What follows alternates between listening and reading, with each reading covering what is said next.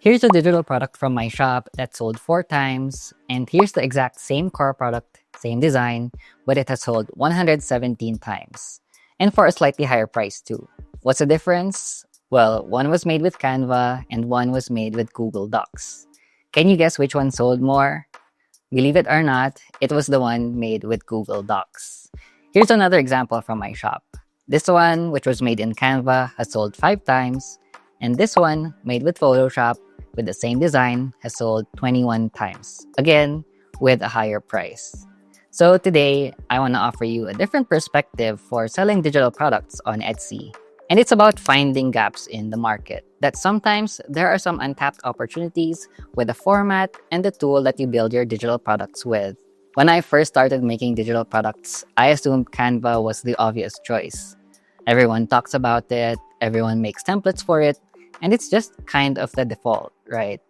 And on Etsy, Canva templates sell really well, but they're also super competitive. Like if you search for digital products on Etsy, especially templates and printables, like 90% of the time, the format that digital product comes in is on Canva. And sometimes it feels like there are 1,000 other people selling almost the exact same thing. And that's when I started experimenting and trying out the same product, but in different formats, like Photoshop and some tools in the Google Workspace. And that's where this little light bulb moment happened.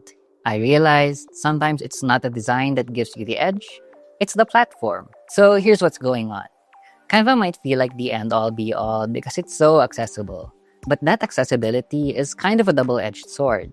It means buyers can use it easily, but it also means sellers can create for it easily, which leads to a crowded market. Then there's Photoshop, Google Docs and Sheets, Slides, or even Microsoft Word. Those are actually windows of opportunity that most people often overlook. Because here's the thing, Photoshop is more specialized. People who use Photoshop are often designers, marketers, and more advanced creatives. People who are willing to invest in their tools if it fits into their workflow. And because there's a higher barrier to entry for sellers, there's less competition in that space.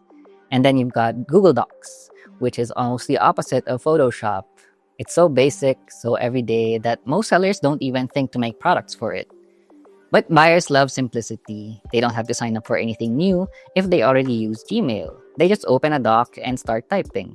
Now, I'm not saying you should go and start designing wedding invitations in Google Docs. That wouldn't make sense.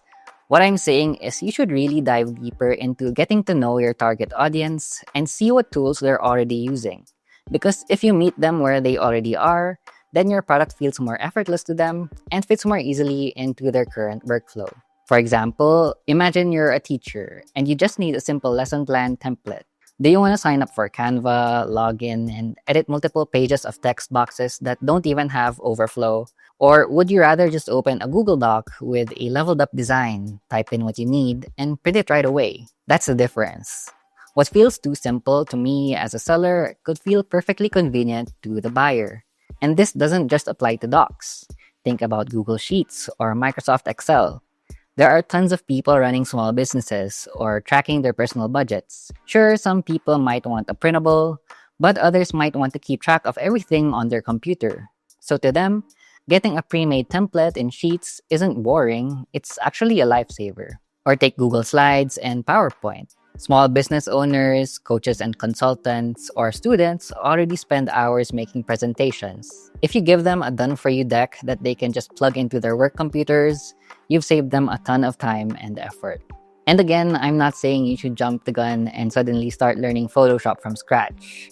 But what if you just started with what you already know? If you're already in Excel or Google Sheets every day for work, you could turn that into budgeting templates or travel planners. Or maybe you're a Notion enthusiast.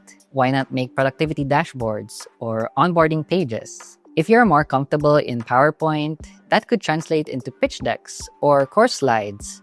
And even something simple as Microsoft Word still has a big audience for resumes, cover letters, and other business forms. Here's the fun part. You might actually already be sitting on your next best-selling product without realizing it. And if you're already using it in your everyday life, chances are someone else is too. And they might even pay higher for a polished template that saves them time. Let me show you some examples of best-selling Canva templates on Etsy and some alternative versions of the same core product.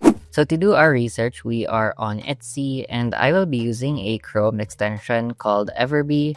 It'll be working alongside the Etsy website to show us the data that we need. And so the first thing I will do is go to keyword research and search for Canva template. Now for this general search term, there are over 50,000 keywords for it. You might want to go through everything, but 50,000 is just too much. So we're just going to filter it by the keyword score. Let's start with the highest ones. So that means that it has less competition and more search volume. And I'm just going to go through these long tail keywords to just get some inspiration and some ideas of what types of Canva templates are being searched for on Etsy. Like we have bridal shower invite, maybe have recipe Canva template, invoicing Canva templates. And I'm not going to go through everything, but I will be taking note of these long tail keywords and maybe do some further research on each of them. But I actually did some research in advance. And one interesting Canva template I found is a travel planner. So I'm just going to search for travel planner Canva template. And so like one of these has 56 monthly sales and it's only 7 months old. So that's really nice. One has 36 monthly sales in just 15 months. But this one that I see that has 120 monthly sales is actually an Excel spreadsheet. So that's just what I'm saying. Like it doesn't have to be a Canva template. Maybe it's an Excel sheet. Maybe it could even be a Notion template. So let's validate that. Maybe there are Notion templates for travel planners. And yes, we do have some Notion versions of this planner. Now, they don't have as many sales as like the Excel sheet, but it's definitely a great way to penetrate the market because you're using a much more specialized tool and it has a higher barrier to entry because not everyone knows how to use Notion. But Notion has been gaining a lot of popularity in the past few years, and I think a lot of people are turning more into using Notion for planning and business and stuff like that. So that's another thing that this strategy works more, I noticed, for the business and the productivity types of templates. And another productivity or business template I have in mind is like client onboarding templates. So let's search for client onboarding Canva templates. And so for Canva templates, we have like these magazine ebook type of designs. But if you want to take it a step further and make it more interactive, maybe it could be a Notion template once again, or an Excel sheet, or maybe even something like Google Forms, right? So it's easier for people like coaches or consultants to get information from their prospective clients and be able to help them more with that information. So let's see if there is some demand for client onboarding Google Forms. So I'm not seeing a lot of templates for Google Forms specifically, but I do see this one, which is a bookkeeping client onboarding template. So I'm not going to click that because it's an ad. So just to be respectful to their ad spend, I'll look for another one. But we have the exact same one here. It shows here in Everbee that it doesn't have monthly sales yet, but it does have a conversion rate. So that means that it did get sales, but it's not really reflecting on the monthly sales. So this Google form is specifically for bookkeeping clients.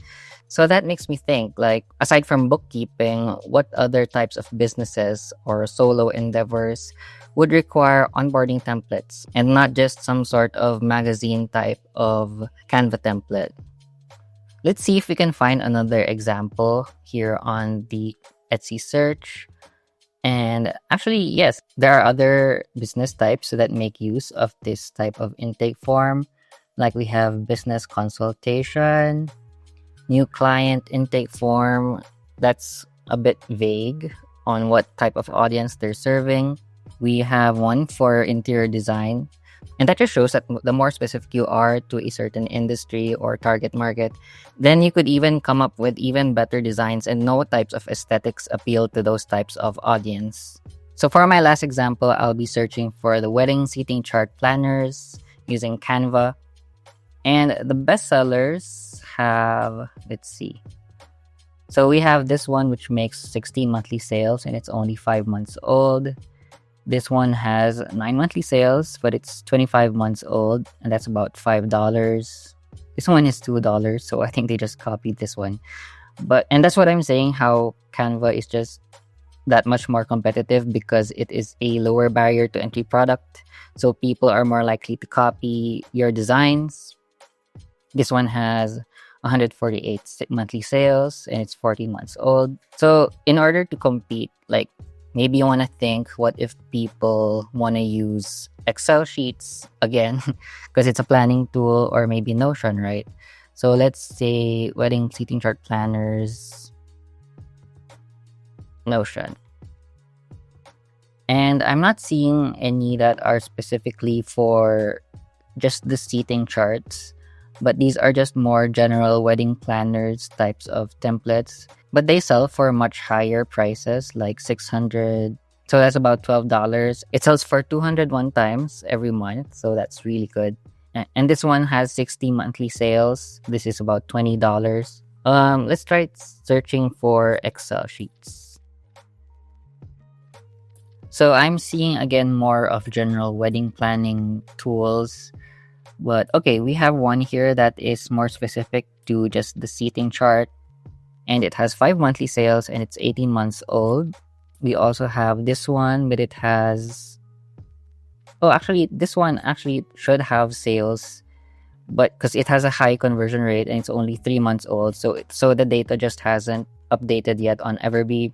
But whenever you see like a positive conversion rate, that means that it did make some sales. Here is one of the seating charts in Google Sheets format. And it's just really simple. It doesn't even have any colors. And this is what I'm saying, how it's not necessarily always about the design, but the function of the tool. And there are so many more out there. Just be sure to do your research. Now, here's an additional tip from me. Always make it super clear what program your digital template is made for. Put it right in your listing photos, especially the main thumbnail, and also in your title, description, and tags. Because every now and then, I'll get that message, "Oh, I thought this was a Canva template. Can I get a refund?" Some customers really test your patience. So do make it crystal clear upfront. You'll save yourself from that confusion and protect yourself from buyers who don't bother to read. If you want to take it a step further, you can even offer both versions, like one in Canva and one in the program that you originally used. You can list them separately or even together as a value add. That way, if someone complains or expected the other version, you can simply send over the alternative instead of dealing with refunds. Of course, this doesn't apply to every template, but personally, this has happened more with my Photoshop templates.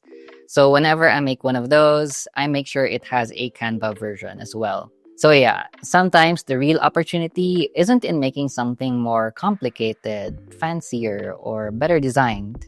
Sometimes it's as simple as switching up the format and asking, what are gaps I can tap into? And what are tools or programs that people in my niche are actually comfortable using? Anyway, I hope you enjoyed this little bit of food for thought. If you found this helpful, please hit that like button for me, subscribe if you haven't yet, and I'll see you in the next one.